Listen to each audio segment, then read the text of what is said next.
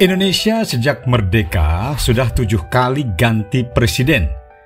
Dari semua presiden yang pernah menjabat, hanya Jokowi lah yang mantan presiden yang sudah purna tapi serasa tidak rela melepas kekuasaannya. Hal ini bukan karena faktor kedekatan dengan presiden baru, Prabowo Subianto. Bukan pula faktor putra sulungnya jadi wakil presiden.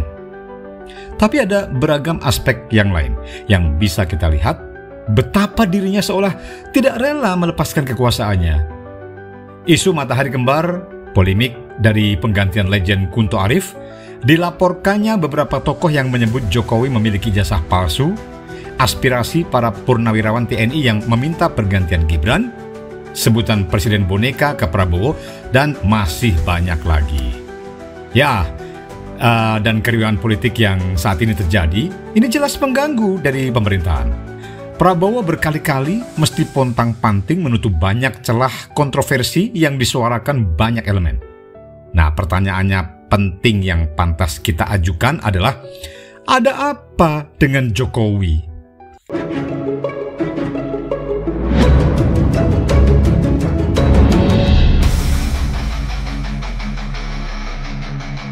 Kenapa kita semua merasa Jokowi terkesan tidak rela digantikan? Bukankah konstitusi kita sudah menetapkan bahwa masa jabatan presiden hanya 5 tahun dan hanya bisa menjabat 1 periode lagi? Tidakkah dirinya mesti menerima semua ini dengan penuh lapang dada? Yang sudah menghina saya sehina-hinanya, sudah menuduh ijazah itu ijazah palsu, sudah merendahkan saya serendah-rendahnya. Profesor Mahfud MD, mantan Menko Polhukam masa Kabinet Jokowi periode kedua, ini menjelaskan bahwa bekas bosnya berubah mulai April 2022. Pada tahun itu, menyeruak manuver-manuver politik yang dilakukan oleh mantan Gubernur Jakarta. Salah satu contohnya, isu perpanjangan masa jabatan hingga 3 periode. Kalau kita mau flashback, ada beberapa kali Luhut menyebut tentang penundaan pemilu dan Pilpres 2024. Ini tidak tanggung-tanggung. Mantan Menko Marinvest mengklaim ada 110 juta masyarakat meminta penundaan pemilu. Soal topik yang sama juga disampaikan Luhut dalam Silatnas Desa di Istora Senayan dan dalam sebuah sesi G20 di Jakarta. Ya, beberapa ketua umum partai pendukung pemerintah pada waktu itu juga menyuarakan hal serupa. Ada Airlangga Hartarto, Ketua Umum Golkar, Muhaimin Iskandar, Ketua Umum PKB, hingga Zulkifli Hasan, Ketua Umum PAN yang turut melempar wacana penundaan pemilu. Sementara PDIP, partai utama yang mengusung Jokowi, ini sama sekali tidak merespon apapun tentang hal tersebut. Nah, tidakkah ini sebuah kejanggalan? Sedangkan Jokowi sendiri menyebut kalau pihak-pihak yang mendorongnya memperpanjang masa jabatan dirinya ini bertujuan menampar muka, cari muka, dan menjerumuskannya. Yang jadi pertanyaan, mengapa hingga akhir masa jabatan baik Luhut Binsar, Airlangga Hartarto, dan Zulkifli Hasan tidak diganti? Tidakkah semestinya Presiden langsung mereshuffle menteri yang mau menjerumuskannya? Iya kan?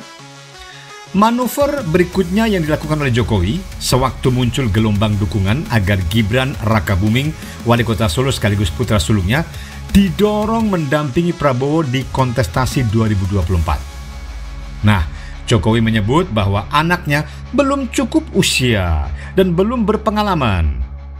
Dalam konstitusi jelas disebut batasan usia capres-cawapres mesti minimal berusia 40 tahun, ya kan? Gibran sendiri menanggapi dengan banyak dukungan, selalu patuh pada perintah ketua umum partainya, ikut arahan Megawati Soekarno Putri. Dan sesaat usai dideklarasikan sebagai cawapres, omongan Presiden ke-7 pun berubah. Apa yang dikatakan Jokowi? Dia tidak mau mencampuri urusan anaknya, hanya bisa mendoakan dan memberi restu.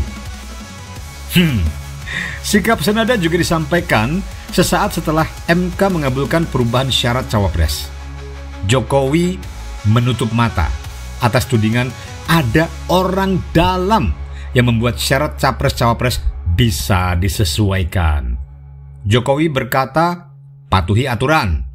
Di saat ijazah kuliahnya dipertanyakan beberapa tokoh, mereka yang meragukan ijazah Fakultas Kehutanan UGM malah dilaporkan ke polisi. Ya, setidaknya ada 5 orang yang disebut sebagai orang yang menghina diri Jokowi sehina-hinanya. Kalau kita mau membandingkan dengan para mantan presiden usai mereka menjabat, ya, adakah di antara para mantan presiden masih mencoba cawe-cawe dengan kekuasaan? Apakah para mantan presiden tidak menerima berbagai tuduhan setelah lengser? Bekas presiden Indonesia, entah siapapun itu, pasti ada penilaian negatif yang melekat pada mereka. Yang membedakan hanya tidak ada yang melaporkan pada penegak hukum atas tudingan yang diarahkan pada mantan presiden. Tidak sedikit juga, atau malah hampir semua mantan presiden mendapat tuduhan-tuduhan keji. Kiai Haji Abdurrahman Wahid atau Gus Dur dilengserkan akibat tuduhan Bulog Gate dan Brunei Gate. Dan 2 kasus itu tidak pernah disidangkan sama sekali di pengadilan, sehingga tidak pernah terbukti ada pelanggaran presiden keempat. Apakah kemudian Gus Dur menggugat DPR MPR yang menurunkannya? Tidak kan? Apa Gus Dur mempolisikan Ketua MPR Amin Rais? Juga tidak. Nah, penguasa Orde Baru Soeharto yang berhasil diturunkan oleh rakyat berkuasa selama 32 tahun dengan jaringan politik dan militer yang sangat kokoh, hingga sekarang pun tidak pernah melaporkan salah satu warganya. Presiden kelima Megawati Soekarno Putri, sesaat setelah kekalahan dari Pilpres 2004 ya, menjadi oposisi yang konsisten. Meski sempat ada isu Mega menjual aset-aset negara, namun tidak sekalipun orang yang menuduhnya diperkarakan. SBY setali 3 uang.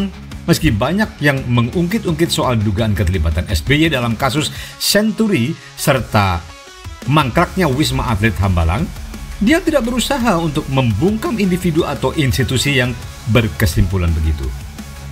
Presiden ketiga kita, Profesor Habibie, yang menginisiasi referendum Timur Timur dan mengakibatkan provinsi termuda itu terlepas menjadi negara baru, ini membiarkan mereka yang meyakini berdirinya negara Timor Leste merupakan kekeliruannya. Founding Fathers kita, Insinyur Soekarno dan anak-anaknya tidak menaruh dendam pada keluarga Soeharto meski dijatuhkan dengan keji. Nah, ini andai kita mau membandingkan dengan 6 presiden lain, Jokowi secara kekuatan politik sebenarnya memiliki posisi paling lemah. Secara bobot pengaruh, dirinya juga tidak punya dukungan signifikan. Bahkan, Prabowo sebagai pengganti itu tidak sepadan bila dibandingkan. Mengapa seolah-olah Jokowi merasa mantan presiden yang paling nista? Hampir semua mantan presiden punya kekuatan politik, memiliki dukungan dari partai politik besar. Justru, Jokowi lah satu-satunya mantan presiden yang terlemah soal partai pendukung.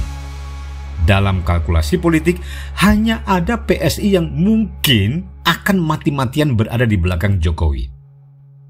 Selain PSI, paling hanya ada tambahan beberapa kelompok relawan yang kini entah tersisa beberapa kelompok saja.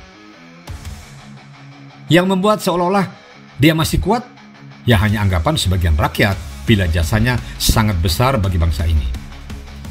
Beberapa mengilustrasikan Jokowi sebagai orang baik dan kini sedang disia-siakan. Padahal andai dikomparasikan, perusakan konstitusi untuk mempertahankan kekuasaan sudah merusak tatanan kehidupan bernegara. Sayangnya, hingga setengah tahun pemerintahan Prabowo acuh pada situasi ketatanegaraan kita. Prabowo hanya fokus bagaimana melebarkan pengaruh dirinya ke berbagai institusi negara. Ini banyak yang bertanya dan sulit menerka apa faktor terbesar yang membuat Prabowo seolah-olah masih melindungi Jokowi. Benarkah ada kartu truf di tangan Jokowi? Apa hanya gegara Gibran yang menjabat Wapres membuat Prabowo terkesan masih memperhitungkan kekuatan Jokowi. Hingga dalam peringatan hari lahir Gerindra, Prabowo memekikkan hidup Jokowi sampai 3 kali. Kita berhasil karena kita didukung oleh Presiden ke-7. Tepuk tangannya kurang semangat. Semangat lagi. Hidup Jokowi.